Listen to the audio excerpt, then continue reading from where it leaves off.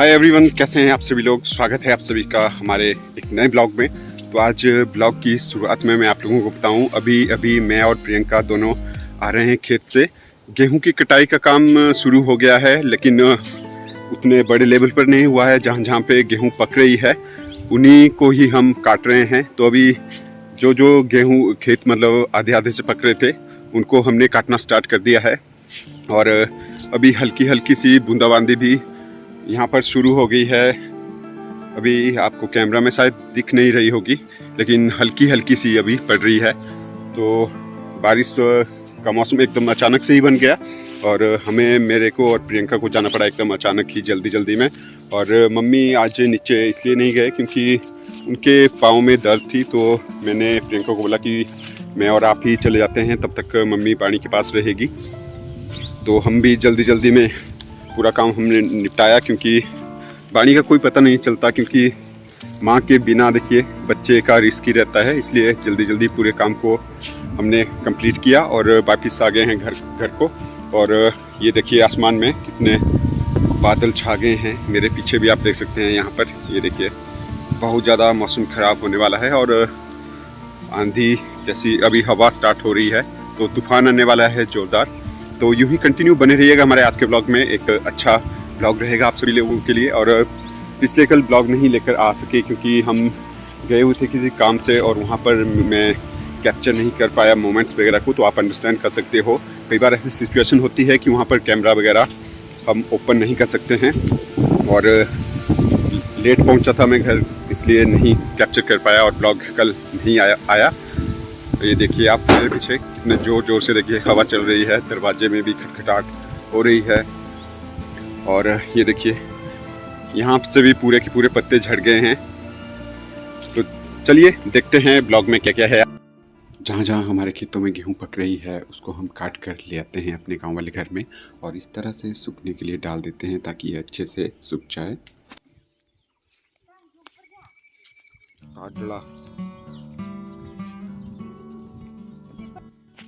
अरे बाप रे, ये क्या, इसे देखकर तो कोई भी डर जाए यहाँ पर।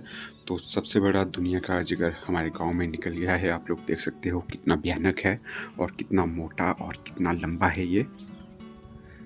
तो ये जस्ट जोक, मैं मजाक कर रहा हूँ। ये irrigation and public health department की जो भी स्कीम्स वगैरह हैं वो हमारे गांव से होकर इस तरह से बड़ी बड़ी पाइपें लगी हुई हैं, और बहुत ही जल्द इन स्कीमों में शुरू हो जाएगा पानी आना, और सिंचाई वगैरह और हर एक चीज़ के लिए काम आएगा पानी। तो बहुत अच्छा काम कर रहे हैं हमारे हिमाचल सरकार। और यहाँ पर मैं और प्रियंका जा रहे हैं जिन जिन खेतों में हमने गेहूं की कटाई की हुई है, तो उनको ले आते हैं, क्योंकि मौसम एकदम अचानक से ही बिगड़ गया और हमने गेहूं जो काटी हुई है उसका नुकसान ना हो, तो इसलिए उनको ले आते हैं घर में।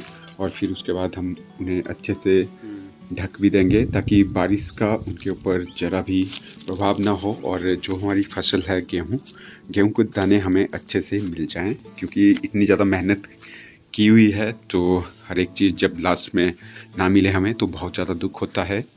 तो ये है एक किसान की लाइफ, और आप लोग अंडरस्टैंड कर सकते हो गांव का कल्चर ही कुछ इस तरह का होता है। हार्ड वर्क करना पड़ता है। ये देख सकते हैं आप, यहाँ पे मैं आप लोगों को एक एग्जांपल के तौर पर एक खेत दिखाता हूँ। तो देखिए पूरा का पूरा खेत अभी पकने को है, लेकिन साइड में थोड़ी सी गेहूँ पक गई थी, उसको हमने काट लिया है। और ऐसा इसलिए भी हम यहाँ पर करते हैं क्योंकि हमारे हिमाचल में मौसम एकदम अचानक से चेंज हो जाता है। आज भी आप लोग देख सकते हो मौसम बहुत ज़्यादा बिगड़ गया है, बहुत ज़्यादा ज़ोर की बारिश होने वाली है आज। तो क्योंकि हम किसान हैं और हमने इतनी ज़्यादा मेहनत की हुई होती है, तो आप लोग अंडरस्टैंड कर सकते हो कि मैं क्या कहना चाहता हूँ। जब इतनी मेहनत करने के बाद भी हमारे को हमारी मेहनत का फल ना मिले तो सच में एक रोने जैसी स्थिति आ जाती है।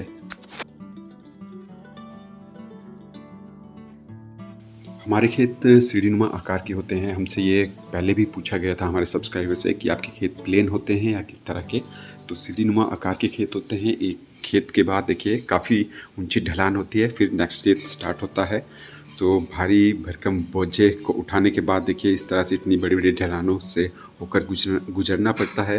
तो बहुत ज़्यादा थक जाते हैं, लेकिन अब क्या करें, परिश्रम तो करना ही पड़ेगा, क्योंकि हमने इतनी ज़्यादा मेहनत की हुई होती है अपने अनाज को पैदा करने के लिए।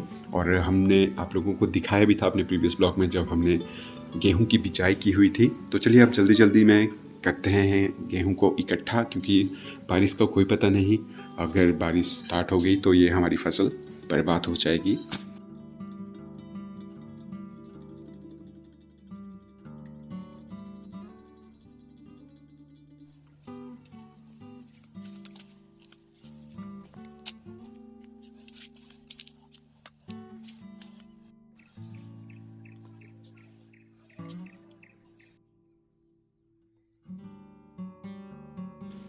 तो ये देख सकते हैं यहाँ पर गेहूं को मैं लेकर आ गया हूँ।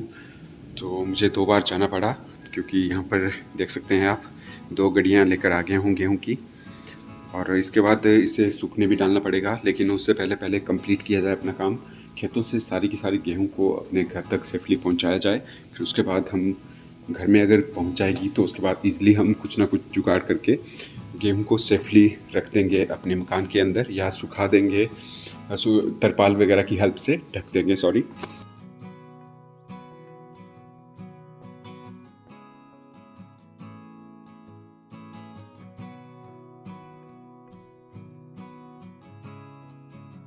जिस तरह चाव चाव से आप हमारे ब्लॉग्स को एंजॉय करते हो, डेली बेसिस पर देखते हो, इंतज़ार करते हो नोटिफिकेशन का कि कब जैसे हमारा ब्लॉग आएगा नया आप लोगों के लिए, तो उसी तरह हम भी काफ़ी चाव चाव से आप लोगों के लिए डेली बेसिस पर एक नया ब्लॉग क्रिएट करने की अपनी पूरी की पूरी ट्राई करते हैं।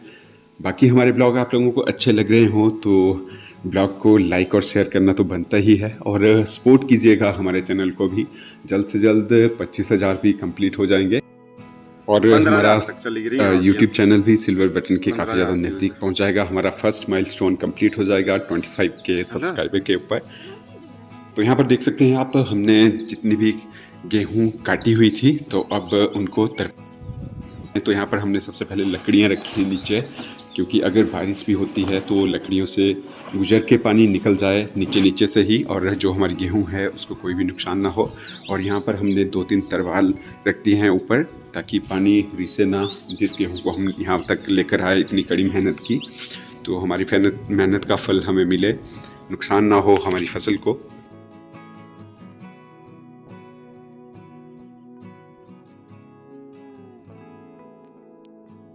इस तरह से कड़ी मेहनत करनी पड़ती है, तब जाके अनाज उगाया जाता है और पेट भरा जाता है। तो मेरी यही रिक्वेस्ट है सभी से कि अनाज उतना ही लें, अपनी थाली में उतना ही भोजन लें जितना आप खा सकते हो पर्याप्त, क्योंकि फिर जब जूठा भोजन बच जाता है तो यूं ही फेंका जाता है। तो देख सकते हैं आप अनाज की कितनी ज़्यादा वैल्यू है, किस तरह से कड़ी मेहनत करनी पड़ती है।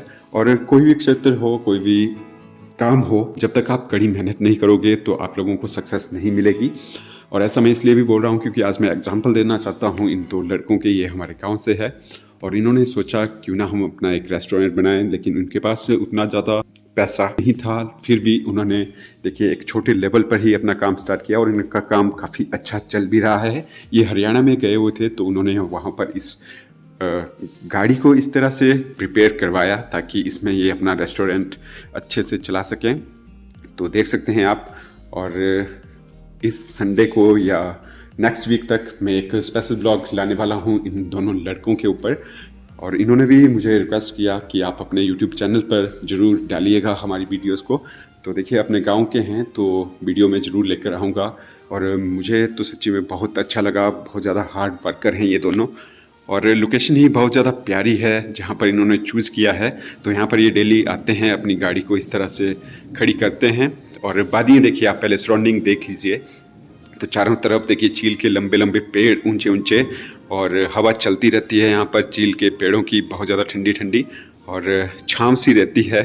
लोकेशन एकदम परफेक्ट है, एकदम परफेक्ट पिकनिक स्पॉट बोल सकता हूँ मैं। पूरी फैमिली के साथ यहाँ पर इंजॉय किया जा सकता है ईजिली। मैं सरकाघाट में गया था एक ज़रूरी काम से, मुझे बैंक में काम था। और आते आते टाइम मुझे भी पता नहीं था कि इन्होंने इस तरह से शुरुआत कर ली है। ये हालांकि मेरे साथ इन्होंने बताया ही था कि हम इस तरह से रेस्टोरेंट खोलना चाहते हैं, लेकिन जैसे ही मैं आ रहा था तो रोड से मेरी नज़र पड़ी इनके ऊपर। और मेरे को सच में बहुत ज़्यादा खुशी हुई कि इन दोनों लड़कों ने इस तरह से अपना सेटअप तैयार कर दिया। और 1 महीने के अंदर ही अंदर जो इन्होंने ठानी उस अपने एंडेवर को इन्होंने क्रिएट भी कर लिया सभी लोगों के सामने। और इन्होंने मेरे को बोला कि बिट्टू भाई आप प्लीज़ देखिए हमारा काम कैसा है, और मुझे तो सच्ची में बहुत प्यारा लगा, काफ़ी अच्छा काम कर रहे हैं। तो यही सोच होनी चाहिए, किसी की भी बातों में नहीं आना चाहिए, अपने गोल्स डिसाइड करने चाहिए और उसके ऊपर पूरा का पूरा फोकस करना चाहिए और काम करना चाहिए। तो आज के ब्लॉग की कर रहा हूँ एंडिंग यहीं पर ही। जल्द ही मिलेंगे आप लोगों से न्यू ब्लॉग में, तब तक के लिए बाय बाय, टेक केयर।